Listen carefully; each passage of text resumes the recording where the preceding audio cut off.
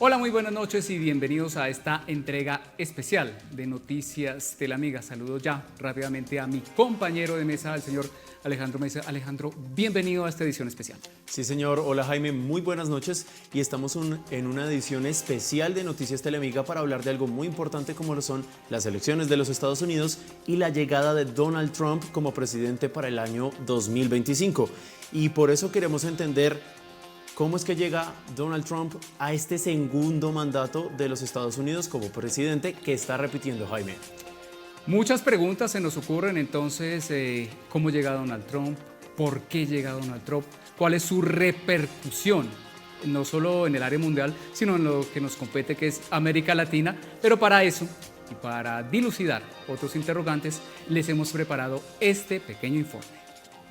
Donald Trump por segunda vez ocupará la presidencia de los Estados Unidos luego de imponerse sobre su oponente, la demócrata Kamala Harris, con 294 votos electorales en estados claves como Texas, Florida, Ohio, Carolina del Norte, Georgia, Pensilvania, Michigan, Indiana, Tennessee o Wisconsin.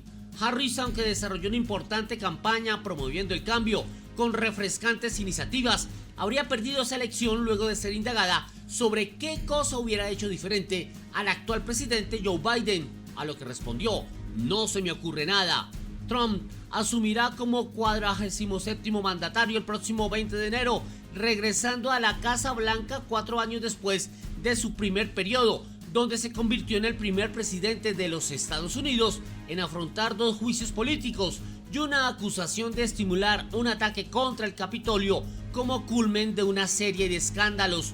No pocos analistas concluyeron que Trump recuperó el poder al aprovechar el descontento ciudadano frente a la alta inflación que ha impactado los bienes básicos y las rentas, y no deja de llamar la atención la popularidad entre ciertas minorías que le entregaron su respaldo a pesar de su discurso xenófobo, mientras que crece la incertidumbre frente a la política exterior en temas tan sensibles como los conflictos internacionales, la lucha contra la droga y el terrorismo, las disputas con otras potencias como China y Rusia y los altos flujos de la migración.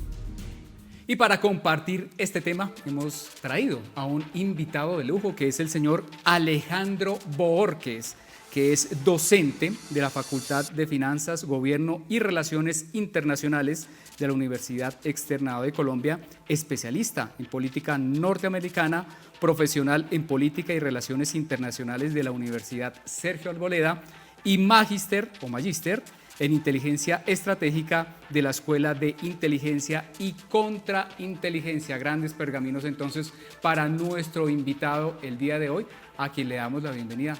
Profesor Alejandro, bienvenido y un gusto tenerlo acá en el set de Noticias Telemiga. Muchas gracias, como siempre muy honrado de estar aquí compartiendo con ustedes y que podamos pues conversar de estos temas tan importantes y tan álgidos en este momento. Okay. Bueno, sí, señor, y es que este es un tema bastante importante, siento que impacta a nivel mundial y también a nivel regional, y por eso, profesor Alejandro, queremos preguntarle, ¿es conveniente un segundo mandato de Donald Trump para los Estados Unidos y en general para el mundo? Bueno, es que antes pensar en que si es conveniente o no, lo que sí más bien vamos a tener es como un mandato como de mucha turbulencia. Precisamente de esta turbulencia en el que está el sistema internacional ahora, un siglo XXI de mucho reordenamiento global, de muchos desafíos, o sea, la paz que se creyó luego de la Guerra Fría, pues claramente no se cumplió. No pensemos solo en la ausencia de conflictos, sino en eso, en el desafío del orden internacional, en el desafío como a las instituciones internacionales. Entonces, decir conveniente o no es apresurado, yo diría que va muy en línea con los tiempos turbulentos que estamos viviendo en la actualidad. Profesor, mientras ya la producción nos prepara una gráfica que le tenemos para la siguiente pregunta, yo quiero recurrir a la sabiduría popular. Recién Donald Trump fue elegido presidente o nuevo presidente de los Estados Unidos. Salió un meme muy recurrente que me llamó mucho la atención. Y el meme más o menos decía lo siguiente, decía: pilas, todo el mundo está volviendo con su ex, incluso Estados Unidos.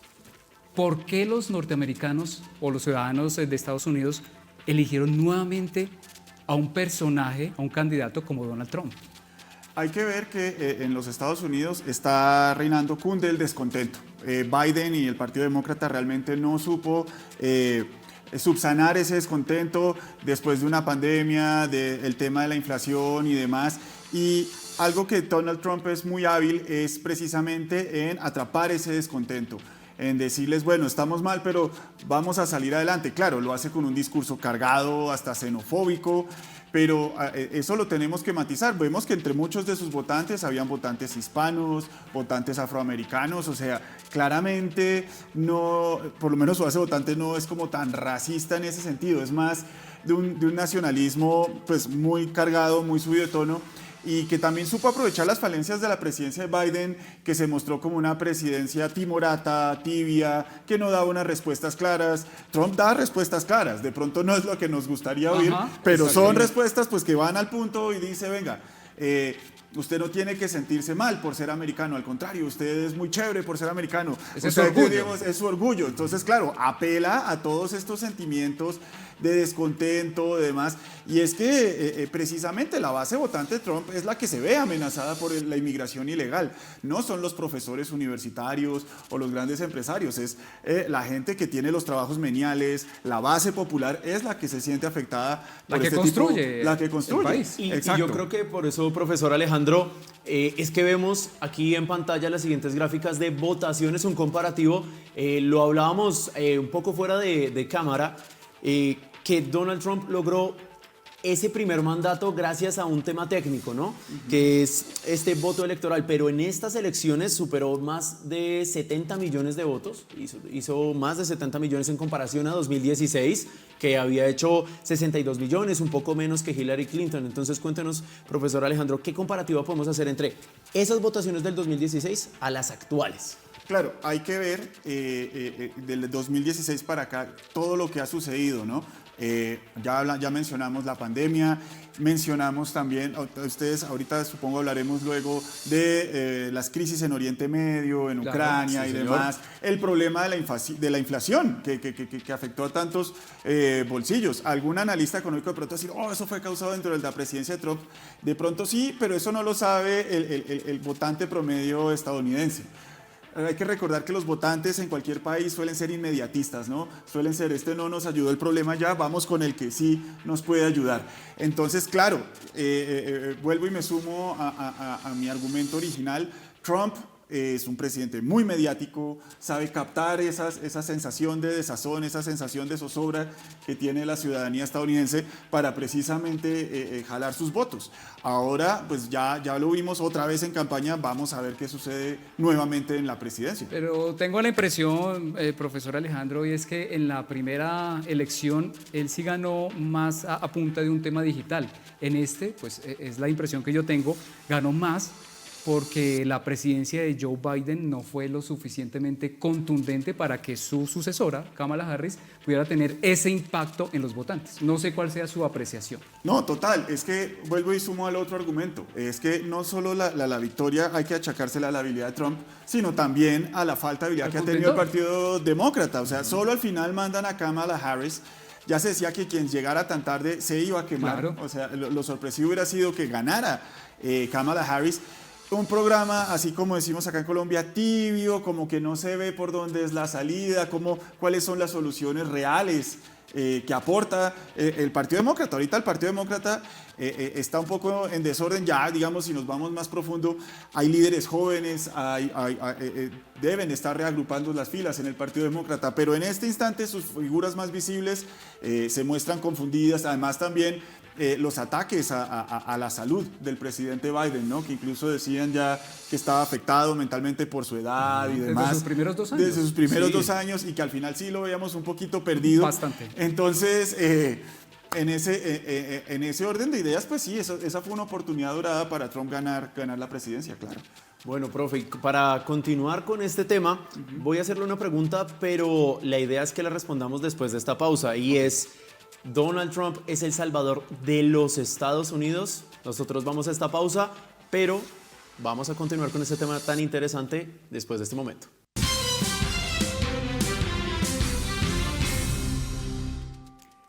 Continuamos en este especial de Noticias Teleamiga, hoy hablando de Donald Trump en su segunda elección. Al profesor le dejamos un interrogante antes de salir a la pausa, pero para llegar a la conclusión, o más bien a resolver esa pregunta, hay que pasar por muchos más matices, profesor.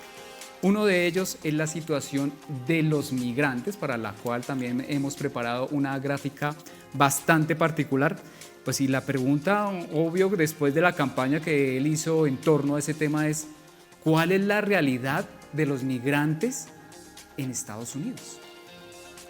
Bueno, la realidad es que se están encontrando cada vez con un entorno más hostil, más complejo.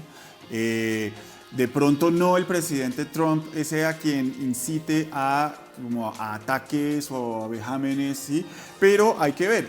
Es como lo que sucedió en la primera presidencia de Trump, en donde precisamente al tener esta postura antimigratoria vimos mayores ataques, mayores manifestaciones xenófobas que en cierta forma fueron como permitidas, como permisibles, o que la gente se sintió como empoderada para hacerlo. Entonces también hay que ver, las restricciones a los migrantes ilegales se han endurecido, ¿sí? Cada vez digamos por así, entre comillas, castigo por entrar ilegalmente a Estados Unidos, los famosos ICE, que también hay que tener un asunto muy en cuenta con el presidente Trump, que si bien él ha endurecido y es de un lenguaje más cargado, esto viene por lo menos desde Obama, esto no es nuevo, no es esto algo ha nuevo. habido una continuidad, ¿sí? Simplemente es que Trump la hace más visible y la hace aún más fuerte, pero es decir, no pensemos que Trump, como a veces nos lo quieren mostrar, que es alguien como muy descabellado, muy loco, que se inventa las cosas. No, muchas de las políticas de Trump ya tienen su continuidad. Lo que hace es, por utilizar otro término así muy desparpajado, es inyectarle esteroides. Darle bombo. Darle bombo a cosas que ya venían de antes. De forma controversial guía esta política del endurecimiento de la migración y básicamente es atacar a los inmigrantes ilegales desde el lenguaje, podríamos decirlo. Claro, y es precisamente en donde ya Trump incluso lo podríamos ver en una forma medio, así meto la academia, medio schmittiana, ¿no? En donde ya el enemigo no es externo, sino el enemigo es el enemigo adentro, ¿sí? Está a mi lado. Exacto, él no hace como, bueno, hace los ataques ahorita, hoy hay de lo que, bueno, de China, Rusia y demás, pero su principal preocupación a nivel doméstico son los inmigrantes ilegales. Tanto aquellos que proceden de Hispanoamérica como los que proceden de Asia, de los países asiáticos. Okay. Eso también hay que ver, también sería bueno, por eso yo siempre insisto, para ir a Estados Unidos es como mejor verlo estado por estado, digamos, claro, sabemos casos como la Florida, Arizona, desde que entra el nombre Nuevo México, pues dada la proximidad, pues la mayoría es hispana. Y bueno, pero si uno sube, y sobre todo hacia el noreste, en los estados de Oregon, en el estado de Washington, donde está Seattle, ya uno no ve los avisos en inglés y en español, sino en inglés y en chino, o en inglés y coreano. Y el español cada vez va sumando más escalones en el ranking del claro. idioma oficial de Estados Unidos. Sí, a lo que me refiero, hispanos hay en los 50 estados. Simplemente es ver la gradación, la distribución de cómo están, porque no es solamente los hispanos, también son los inmigrantes de tipo asiático. Entonces eso también es, digamos, como ese enemigo interno, o sea, es como a ustedes los queremos pero fuera, ¿sí? El discurso es así. O los queremos legales. O los queremos legales, sí, exacto. Y que ya no solo se queden las personas fuera de las fronteras de los Estados Unidos y que sea América para los americanos, sino también un tema muy importante que afecta a la región y que creo que es esencial hablarlo porque está muy ligado a los migrantes, y es el tema de las políticas antidrogas de Donald Trump. Profesor Alejandro, ¿qué nos puede contar sobre ese tema? Por un aspecto muy importante, las fronteras.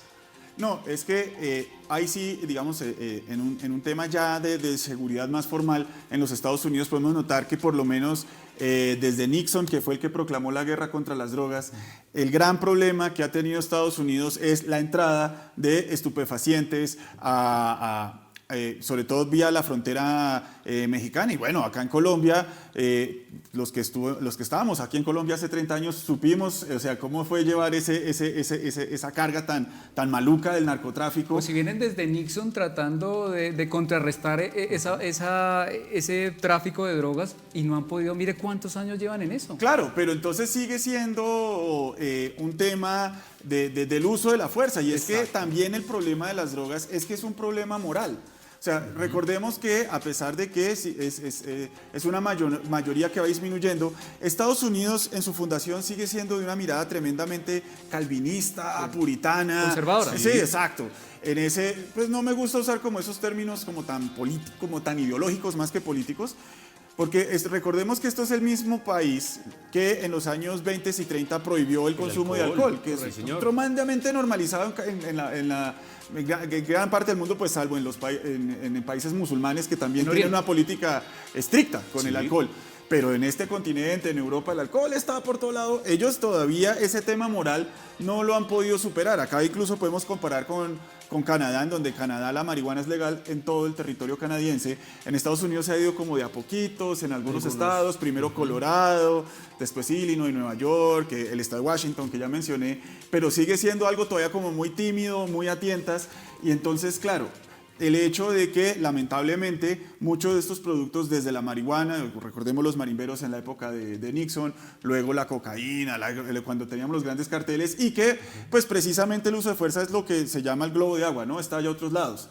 Que ahora vemos que en México es donde están los grandes carteles, a pesar de que aquí pues seguimos con la producción y tráfico Pero no como en México, profesor, que es quienes, digamos así, tomaron las banderas importantes del narcotráfico. Usted hablaba de un tema fundamental y es el puritanismo. Sí. ¿Este puritanismo también fue el que llevó a esta segunda elección de Donald Trump? Claro, es que bastante de lo que Donald Trump resuena tiene que ver con la idea que Estados Unidos tiene de sí misma como país. Es que incluso uno habla con personas que no son estadounidenses y pues cómo es el gringo estereotípico, ¿no? Rubio, blanco, ojiazul y protestante. ¿Sí? Sí. De hecho, hay que decirlo, y bueno, aquí de pronto que estoy en Teleamiga, pero hay que ver que antes de los hispanos, los inmigrantes problemáticos eran los irlandeses. Correcto. Sí, y los irlandeses, parte de su problema, a pesar de ser más bien caucásicos en su aspecto, es que eran católicos. Sí, y luego los italianos, creo que también lo vimos. Los italianos también cayeron en esa colada. Entonces, precisamente, si bien algunos historiadores dicen que si bien militarmente ganó el norte en la guerra civil, el sur fue el que dejó sus improntas, y eso es algo que todavía se discute mucho, y hay que ver precisamente mucha de la base, ya le dijimos, lo matizamos, hay hispanos, hay afrodescendientes, pero también están muchos de los herederos, pues como de esa idea de que Estados Unidos es una nación blanca, ¿sí? Para calvinistas exclusivamente, no pues para ahí todo está el la mundo. prueba, detrás de usted en los plasmas está la prueba, esa es la prueba fehaciente. Y la búsqueda de hacer América grande otra vez, y por eso queremos mostrarles un momento esta gráfica muy importante sobre las políticas esenciales de migración de Donald Trump que también impactan el proceso antidrogas. Y hablamos de la orden de detención a los inmigrantes ilegales sin salvoconducto, que es no permitirles por ningún modo obtener un acceso al país de forma legal, pero también es la política de quédense en México, que es una política de señor, usted no venga y no lo queremos aquí. Y por último, el uso de la Guardia Nacional. Profesor Alejandro, queremos entender un poco qué es esta emergencia nacional que quiere plantear Donald Trump de forma muy breve. Eso, precisamente, uno de los aspectos, ya aquí sí lo digo como ciudadano americano, preocupantes, o que a mí me preocupa del presidente Trump, es precisamente llegar como pues no es formalmente eso, pero es como lo que conocíamos acá en Colombia como el estado de sitio, ¿no? Entonces, esta forma como de militarizar y todo eso, que va muy en contravía, ahí sí, como en ese espíritu como fundacional de los Estados Unidos, de la tierra de la libertad, que es como una de las contradicciones que se presenta con el presidente Trump muy de lleno, y es que mucho del sistema original de Estados Unidos estaba pensado para que nadie concentrara mucho poder, pero hemos visto con los años, con los siglos, que se concentra en la presidencia, y con Trump se va a concentrar aún más. Entonces, o está firmando eso. Vamos a ver si se hace exequible la norma si pasa constitucionalmente, porque recordemos el Patriot Act con Bush Jr. se cayó precisamente señor. por inconstitucional, pero pues con Trump siempre se lleva uno tremendas sorpresas, además tiene a la Corte Suprema de su lado, tiene a las dos cámaras del Senado, entonces muy probablemente vamos a ver ese endurecimiento de la política doméstica de Estados Unidos, lo cual a los que aún consideren el tema de la libertad, bueno, esta es una señal de alarma bastante importante. Y si ustedes quieren saber cuál es la respuesta del profesor Alejandro Bohórquez al interrogante que planteó Alejandro, si es o no es Donald Trump el salvador de los Estados Unidos, los invito a que nos acompañen después de la pausa.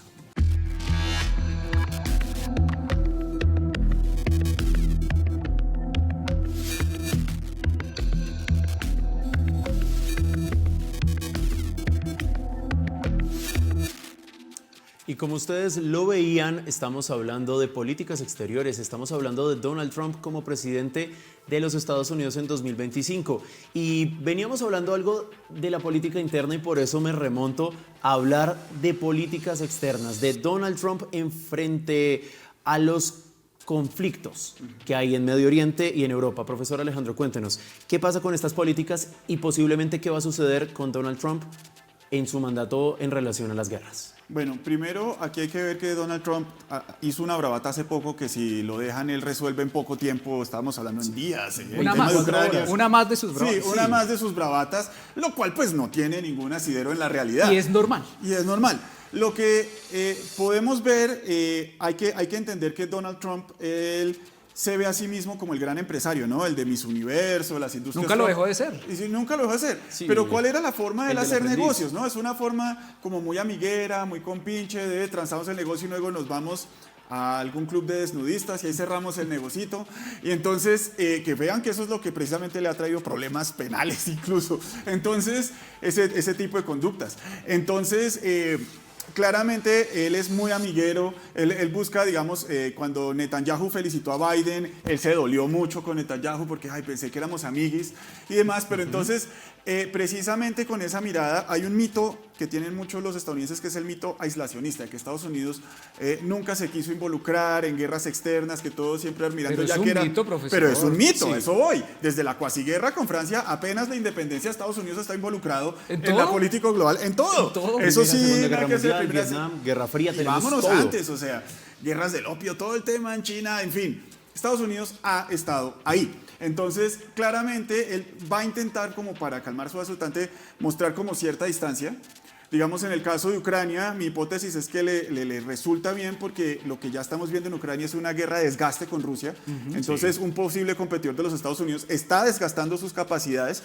Esto puede ser muy equivalente a lo que le pasó a Estados Unidos en Afganistán e Irak, que se desgastó. Estamos viendo que Estados Unidos ha perdido puntos como potencia global precisamente por sus aventuras en Oriente Medio, que no acabaron bien. No. Y hay que decirlo. ¿Quién fue quien retiró las tropas de Afganistán? Fue Irak. Donald Trump. Fue Donald Trump. Sí, Donald ¿no? Trump entonces Sí, va a señor. estar más como así, de lejitos, mátense ustedes, nosotros ya nos desgastamos, ¿sí?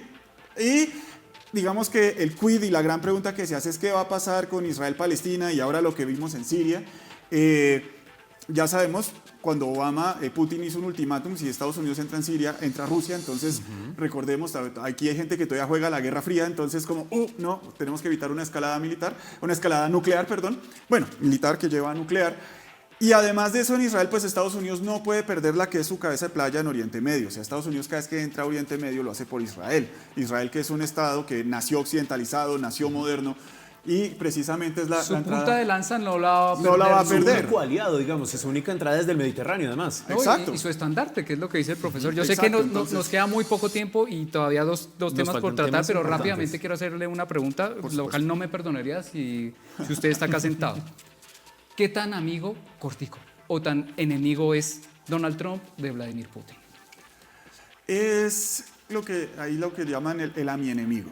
porque Trump admira a Putin, Trump le gustan así los hombres Claramente. fuertes que se ven, como decimos acá en Colombia, berracos y demás, pero pues dada la condición actual de la política internacional, pues tiene que desgastar a Rusia, tiene que llevar todo precisamente a decirle a Ucrania, hágale que lo apoyamos, pero de lejitos para que usted desgaste a Rusia. Profesor, le agradezco esa respuesta porque era una duda mía personal. Sí, de Jaime Morales que no se podía aguantar.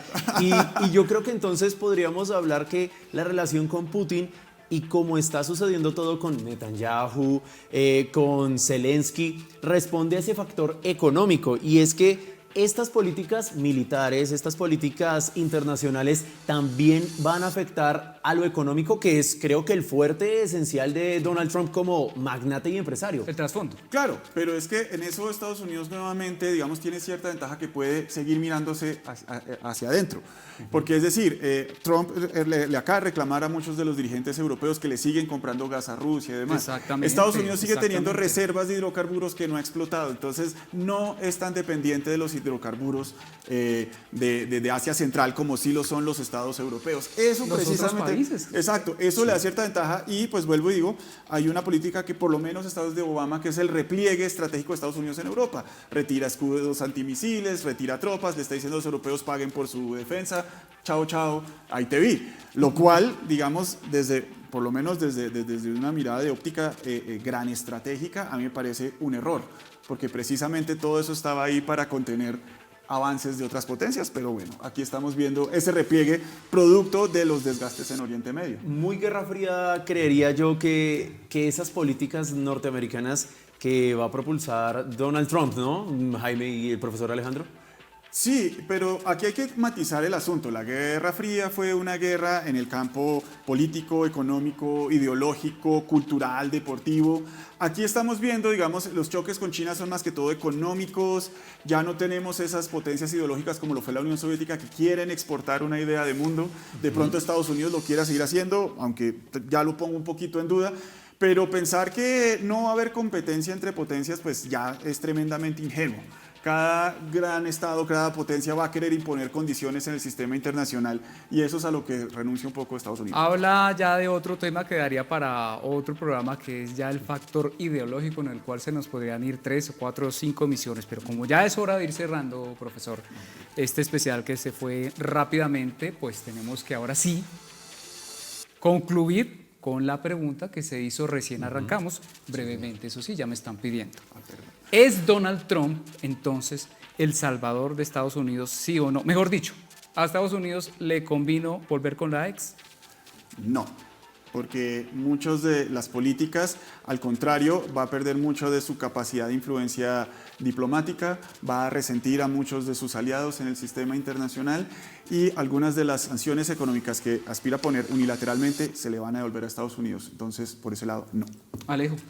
Jaime, queremos agradecerle a usted y también al profesor Alejandro Borges, especialista en políticas internacionales y en todo este concepto que es la política de los Estados Unidos. Profesor, muchísimas gracias por acompañarnos. Jaime, muchas gracias a usted por dirigir este programa. No, la dirección ni más faltaba de todo el grupo de producción y yo de verdad un agradecimiento muy especial al profesor, no solo por su tiempo, sino por su compromiso, porque de verdad se comprometió a dar una respuesta de lo que él creía, pero fundamentada en una base. Profesor, espero tenerlo de vuelta en otra emisión. Muchas gracias, muy honrado de estar acá y gracias por la invitación. Y a todos ustedes, muchísimas gracias. Nos reencontraremos con un nuevo especial de Noticias Teleamiga. Buenas noches. Feliz noche.